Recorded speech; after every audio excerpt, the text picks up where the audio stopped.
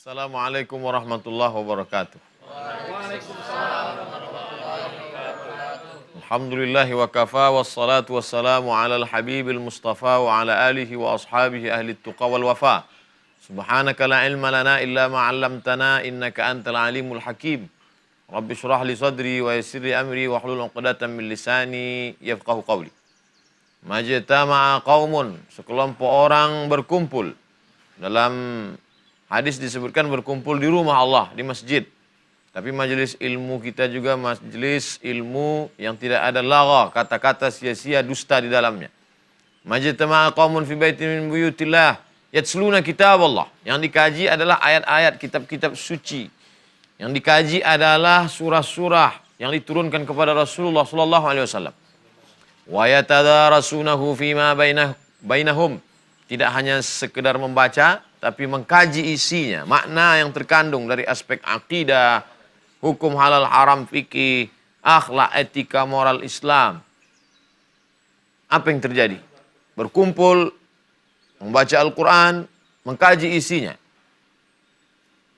Nazalat alaihimus sakinah, diturunkan Allah Ta'ala ketenangan ke dalam hati. Ghasyiyat bihimur rahmah, diliputi majelis itu dengan rahmat kasih sayang Allah. Haffat bihimul malaika, dikelilingi oleh para malaikat. Dan yang paling diinginkan setiap orang beriman menuntut ilmu adalah wa dzakarahumullahu fiman indah, dibanggakan Allah Ta'ala majelis-majelis ilmu itu kepada para malaikat. Mudah-mudahan majelis ilmu kita termasuk yang dibanggakan Allah Ta'ala kepada para malaikat. Ada hal yang ingin ditanyakan? Bismillahirrahmanirrahim. Assalamualaikum warahmatullahi wabarakatuh. Waalaikumsalam warahmatullahi wabarakatuh. Umat Islam mewajibkan menuntut ilmu untuk laki-laki dan perempuan. Bagaimanakah Islam menyikapi ilmu? Sekian. Bagaimana Islam menyikapi ilmu itu? Menyikapi ilmu. Iya. Assalamualaikum warahmatullahi wabarakatuh. Waalaikumsalam warahmatullahi wabarakatuh. Satu-satunya ceramah Nabi, khutbah yang tidak ada sahabat bertanya, hanya satu arah, itu pun pendek singkat, khutbah Jumat. Lain daripada itu bertanya. Bahkan bertanya menuntut ilmu ini disuruh. Fas'alu ahla dzikri, tanya kepada para ulama, in kuntum la ta'lamun, kalau tidak tahu. Disuruh untuk berguru, belajar. Man salaka tariqan, siapa yang berjalan melalui suatu jalan, yaltamisu fihi ilman, tujuannya tidak lain, tidak bukan hanya untuk mencari ilmu. Sahalallahu lahu bihi tariqan ilal jannah, maka dengan jalan itu dimudahkan Allah Ta'ala perjalanan dia menuju surga. Karena surga dicapai dengan amal, dicapai dengan rahmat. Amal dan rahmat Allah tidak akan turun kalau amal tidak benar. Amal baru benar kalau dengan ilmu. Maka usaha mencapai ilmu itu pun menjadi jalan yang mudah menuju surga. Mudah-mudahan keikhlasan, baik yang langsung maupun pemirsa di rumah, kita sedang merubah tontonan menjadi tuntunan. Nah, ini dengan memanfaatkan komunikasi multimedia, televisi yang berkembang saat ini. Sehingga tidak larut dalam kemajuan zaman, tapi justru kemajuan zaman itu menjadi pelayan-pelayan ilmu. Ini yang sedang kita hadapi saat ini. Maka Islam adalah agama yang amat sangat memuliakan ilmu. Adapun ayat yang terkait dengan ini jelas bisa kita lihat di dalam Al-Quran. Tetap memohon perlindungan Allah dengan mengucapkan ta'awudz. A'udzu billahi minasyaitonir rajim. A'udzu billahi minasyaitonir rajim. Apa kata Allah Subhanahu wa taala? Ya ayyuhalladzina amanu. Yang dipanggil adalah orang yang beriman, orang yang percaya kepada Allah, kepada Rasulullah, kepada malaikat, kepada kitab-kitab, kepada hari kiamat, kepada takdir baik dan buruk. Ya ayyuhalladzina amanu, hai orang-orang yang beriman, hai orang yang percaya. Idza qila lakum, kalau dikatakan kepada kamu, tafassahu fil majalis. Tafassahu fil majalis. Berlapang-lapanglah di majelis. Fafsahu. Yafsahillahu lakum. Ayat ini mungkin bagi sebagian tempat tidak relevan lagi di zaman sekarang. Wahai jamaah, berlapang-lapanglah kamu. Ustadz, ayat ini tidak relevan di masjid kami. Kenapa? Karena memang nggak ada jamaahnya. Artinya jamaah itu penuh, membludak, sampai tak ada tempat. Maka berlapanglah, kasihlah seat. Ini kan masih kosong, lapangkan. Ibu-ibu, bapak-bapak yang masih ada di luar masjid, silakan masuk, berlapanglah. Siapa yang memberikan kelapangan, maka Allah memudahkan. Siapa yang memberikan kelapangan, maka Allah memberikan kelapangan. Siapa yang memberikan kelapangan, maka Allah menurunkan rahmat. Idza qila lakum tafassahu, berlapang fil majalis, di majelis-majelis, fafsahu, maka berikanlah kelapangan. Apa balasan Allah? Yafsahillahu lakum, maka Allah memberikan kelapangan urusan dunia, Allah memberikan kelapangan urusan akhirat. Menunjukkan begitu semangatnya dulu jamaah menuntut ilmu. Datang ke majelis-majelis Rasulullah SAW. Bahkan para perempuan datang menghadap Aisyah. Menghadap Nabi mereka segan. Wahai Sayyidatuna Ummul Mukminin, ibunya orang beriman Aisyah radhiyallahu anha, tolong sampaikan ke Nabi Muhammad SAW, kami malu kalau mau bertanya. Pertanyaan itu menyinggung masalah khusus perempuan, ada laki-laki. Sudikah Rasulullah baginda membuatkan satu majelis khusus untuk kami? Dibuatkanlah majelis khusus untuk majelis perempuan. Jadi cerita tentang majelis perempuan ini bukan cuma ada sekarang. Majelis emak-emak, majelis pengajian ibu-ibu, majelis dharma wanita, majelis kantor. Tapi sudah ada sejak zaman Sayyidina wa Maulana Muhammad sallallahu alaihi wasallam.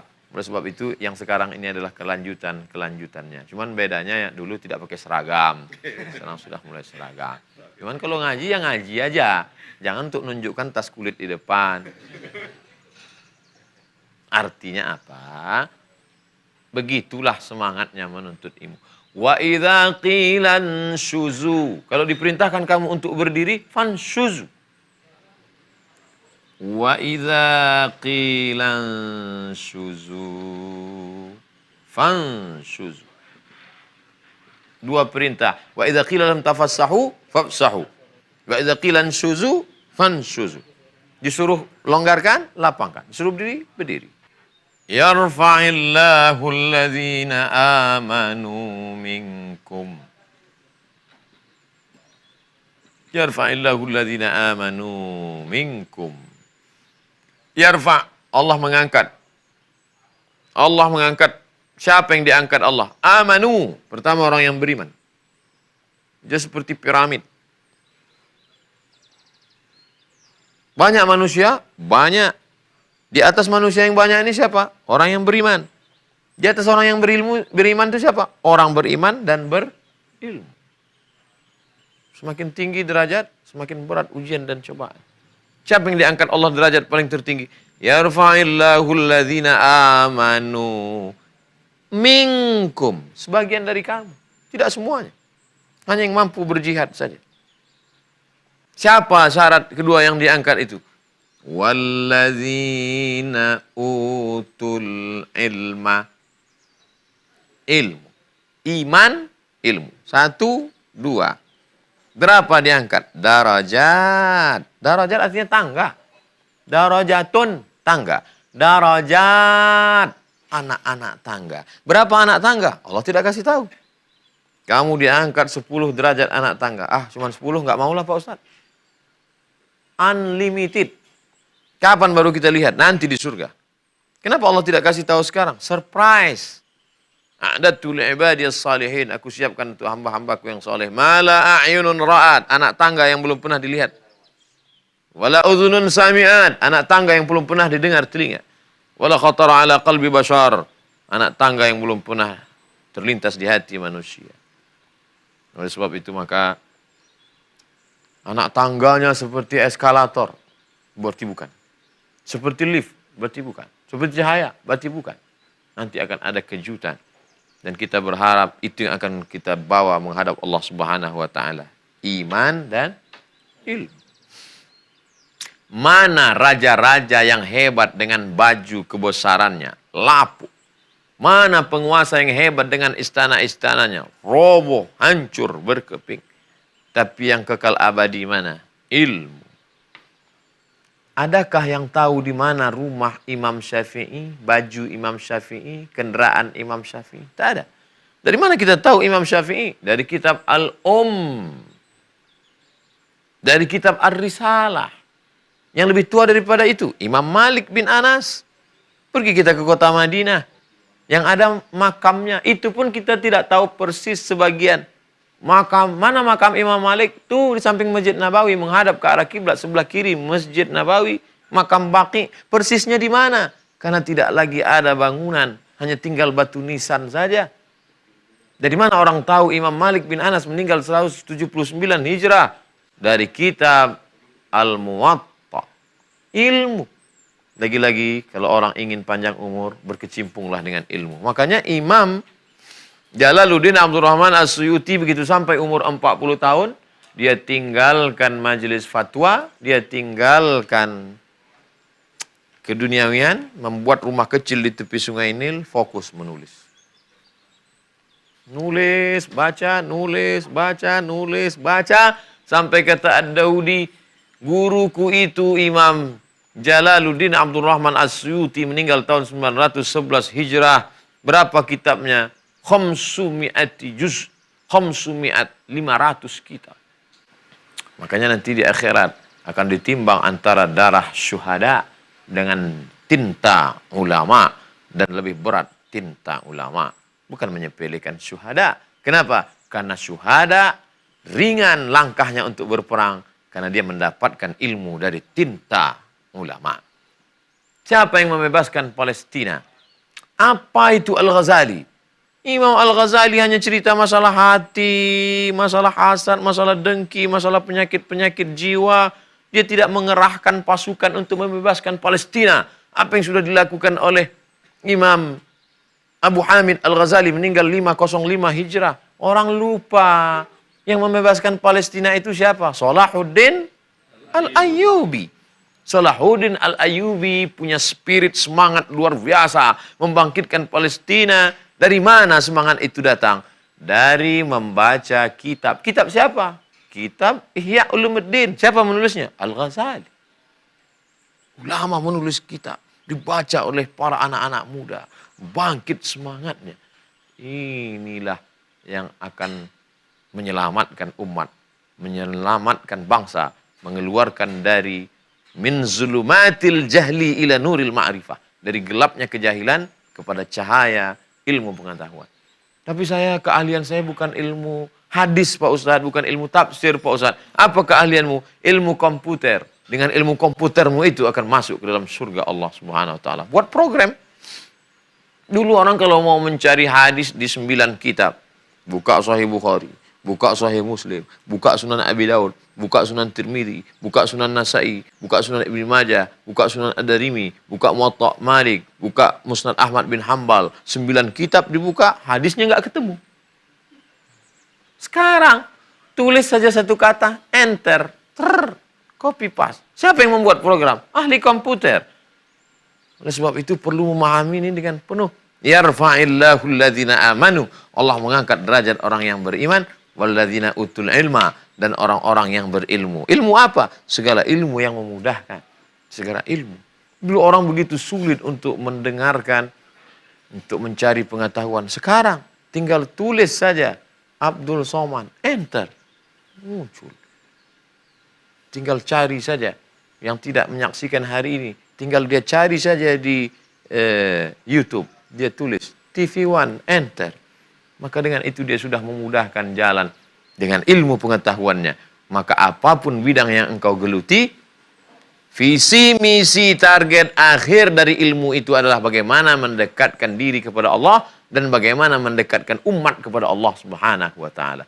Kalau engkau menjadi orang terkenal, bukanlah Allah menyuruh engkau mengenalkan dirimu, tapi bagaimana engkau mengenalkan Allah kepada umat. Kalau engkau punya ilmu, bukan dengan ilmu itu engkau memperoleh materi dunia, tapi dengan ilmu itu engkau mendekatkan manusia kepada Allah Subhanahu wa taala. Selesaikah masalah? Belum. Ketika sahabat bertanya kepada Nabi Muhammad sallallahu alaihi wasallam, apakah kita nanti akan melihat Allah pada hari kiamat? Sebenarnya kalau mau jawab Nabi simpel saja, singkat saja kalau mau jawab, bisa, tidak bisa. Tapi Nabi tidak mau begitu. Nabi ingin umat ini menjawab sendiri dengan ilmu. Lalu Nabi balik bertanya, ya Rasulullah, ya, apakah kita nanti di akhirat akan melihat Allah? Apa kata Nabi SAW? Atarawnal qamara. Atarawnal badra. Apakah kamu melihat bulan purnama yang terang benderang ketika tidak ada awan yang menutupinya? Sahabat menjawab, ya. Ketika tidak ada awan yang menutupi, maka kami akan sangat jelas melihat. Begitulah kamu akan melihat Allah Subhanahu wa ta'ala. Oh, orang berpikir. Diajak dia untuk berpikir. Tidak memberikan jawaban, tidak memberikan ikan, tapi memberikan pancing untuk menangkap ikan. Memberikan, ini akal dari Allah Subhanahu wa ta'ala. Tapi kenapa tidak dipakai? Afala ta'qilun. Nah, sekarang usaha-usaha untuk meng-off-kan akal, mematikan akal. Ini yang sedang mematikan generasi muda. Dimatikan akal dengan narkoba, dimatikan akal dengan seks, sehingga tidak lagi berpikir. Dimatikan akal dengan game online. Dimatikan akal dengan kecanduan gadget internet. Sehingga off. Tidak lagi berguna, tidak lagi. Maka ilmu akan berkembang pesat ketika akal dipakai. Unik bin anehnya, mereka yang memproduksi alat-alat ini justru mengantisipasi anak-anak mereka untuk tidak menggunakan gadget, menggunakan, bahkan mungkin produsen narkoba itu pun tidak menggunakan narkoba. Lalu siapa yang dirusak, siapa yang... Maka ilmu pengetahuan akan berkembang ketika akal digunakan. Tapi dalam Islam orang menggunakan akal tidak boleh semaunya saja. Iqra, bacalah. Mau baca Quran, silakan baca. Mau baca hadis, silakan baca. Mau baca kitab pemikiran filsafat, silakan. Tapi jelas ada koridornya. Bismi rabbikal ladzi khalaq. Baca atas nama Allah. Ada batasan, yang halal, yang haram, yang boleh, tidak boleh. La ta'tadu, jangan lampaui batas. Innallaha la yuhibbul mu'tadin. Allah tak suka pada orang yang melampaui batas. Oleh sebab itu, para pemuda, para pejuang masa depan Islam, langkahkan kakimu sejauh mata memandang, gantungkan cita-citamu setinggi bintang di langit. Tapi ingat, kau akan kembali memajukan bangsa, menegakkan agama Allah, sehingga ketika mati, yang paling bahagia adalah guru-gurumu, orang tuamu, ketika itu melihat kehebatan Islam. Dengan apa? Dengan ilmu pengetahuan. Palestina yang sedang bergejolak. Dari sejak kita kecil sampai hari ini, sinetron yang tidak pernah berhenti putus adalah konflik Palestina. Dalam setiap berita, setiap malam. Saya kecil melihat bagaimana Yasser Arafat. Berakhir masa itu sampai hari ini. Tidak selesai. Apa yang akan menyelesaikan ini? Syekh Ismail Raji Al-Faruqi, orang Palestina yang merantau, bahkan menjadi dosen di Temple University, Amerika, Connecticut. Apa kata beliau? Islam akan bangkit dengan ilmu pengetahuan. Maka muncullah ide untuk mendirikan Islamic International University di negeri-negeri Islam, sehingga anak-anak umat Islam terlepas dari kebodohan. Muncullah para dokter-dokter Muslim yang memperjuangkan dengan ilmu kedokteran. Muncul para saintis Muslim. Pintu menuju masa depan. Orang Barat akan respon menerima Islam ketika kita bisa menjelaskannya dengan ilmu pengetahuan. Alangkah indahnya ketika ada dokter muslimah menjelaskan tentang keutamaan wudhu, keutamaan bagaimana orang menyusukan anak ketika berwudhu, keutamaan ketika hamil membaca Quran hatinya tenang, bukan dijelaskan oleh Ustadz Abdul Somad yang laki-laki, tapi oleh seorang perempuan yang satu sisi hebat hadis Quran di kepalanya, tapi dia juga seorang dokter muslimah. Menyatukan antara dua yang berbeda, Islam dan sains, akan melahirkan satu warna kemajuan Islam di masa akan datang. Terbuktilah, terwujudlah apa yang dikatakan Allah. Yarfa, akan naik derajatnya. Siapa itu? Amanu, beriman, utul ilma, dan berilmu. Sekarang ada orang berilmu tapi tidak beriman. Ada orang beriman tapi tidak berilmu. Kita memimpikan ada orang beriman dan orang berilmu. InsyaAllah. Amin. Ya Rabbal Alamin. Ada hal yang ingin ditanyakan terkait ini? Baik. Assalamualaikum warahmatullahi wabarakatuh. Waalaikumsalam warahmatullahi wabarakatuh. Ustaz, dalam menuntut ilmu kan ada penghalang atau hambatannya tuh. Nah, bagaimana cara kita menghindari hal tersebut saat menuntut ilmu? Terima kasih. Wassalamualaikum warahmatullahi wabarakatuh. Waalaikumsalam. Saya mau menuntut ilmu, tapi ada kendala hambatan. Pertama pelajari dulu apa kendalanya, apa hambatannya. Oh, masalah ekonomi. Masalah ekonomi bisa diselesaikan. Solusi dalam Islam masalah ekonomi anak-anak yang tidak mampu. Apa solusinya? Ada untuk mereka bagian dari 8 asnaf. Innamas shadaqatu lil fuqara wal masakin wal amilina 'alaiha wal mu'allafati qulubuhum wa fir riqab wal gharimin wa fi sabilillah. Satu asnaf. Maka penuntut ilmu. Oleh sebab itu, kenapa mahasiswa Malaysia beramai-ramai berbondong-bondong ke Mesir? Dari mana biayanya? Zakat kerajaan. Diperuntukkan untuk penuntut ilmu. Majukan zakat, wakaf, infak, sedekah. Apa kendalanya? Izin dari orang tua. Saya dapat beasiswa ke luar negeri, Ustaz, tapi ibu tidak mengizinkan. Kau adalah mata, anak semata wayang, buah hati, belayan jiwa, intan payung. Oh, cari orang lain, ustadznya, gurunya, tokoh masyarakat untuk memahamkan. Kalau engkau sayang pada anakmu, bukan engkau ikat kakinya di tiang rumah, tapi engkau lepaskan dia sejauh mata mandang. Maka amal akan mengalir menjadi tetesan air di tengah makammu saat engkau mati menghadap Allah SWT. Memberikan gambaran yang baru kepada dia tentang ada satu amal yang tidak putus. Iza matal insan, kalau manusia mati, inqata'a putus. Tapi ada yang tidak putus. Apa dia? Waladun salihun. Anak yang saleh. Apa kendalanya? Kendala saya, Pak Ustadz, saya selalu lupa. Susah untuk mengingat. Terutama masalah hutang nih, lupa terus. Maka pergilah ke dokter, apa makanan kira-kira yang menguatkan ingatan. Tanya ke ustadz apa kira-kira zikir. Seringkali ketika kita dengar ada ulama, ketika sulit menyebut nama, ada itu dalam kitab, Allahumma salli ala sayyidina. Oh, ternyata banyak-banyak bersolawat menguatkan ingatan. Syakautu ila waqi'in su'a hifzi, aku melapor kepada Imam Waqi' tentang hafalanku yang kacau, error. Fa'arsyadani ila tarkil ma'asi, dia ingatkan kepadaku untuk meninggalkan perbuatan maksiat. Li'annal ilma nurun, karena ilmu itu cahaya. Wa nurullah la yuhda lil 'asi, dan cahaya Allah tak akan diberikan kepada orang melakukan perbuatan maksiat. Identifikasi penting, obat penting, tapi identifikasi penyakit jauh lebih penting. Karena ketika obat salah berikan, dia berubah menjadi racun, orang bukan sehat malah mati. Alhamdulillah Pak Ustadz, selesai masalah dengan kematian dia. Maka lagi-lagi ilmu. Mudah-mudahan masa depan Islam akan bangkit dengan ilmu, insyaAllah. Amin. Ya Rabbal Alamin. InsyaAllah kita bertemu di masa akan datang. Assalamualaikum warahmatullahi wabarakatuh.